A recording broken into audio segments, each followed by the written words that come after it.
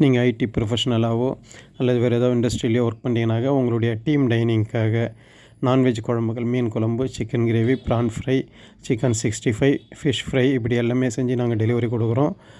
உங்களுடைய WhatsApp number இதில் இருக்குது. அதில் வந்து உங்களுடைய டீட்டெயில் அனுப்புனீங்கனாக்க நாங்கள் வந்து அதுக்கான எஸ்டிமேஷன்ஸை உங்களுக்கு ஷேர் பண்ணி விடுறோம்.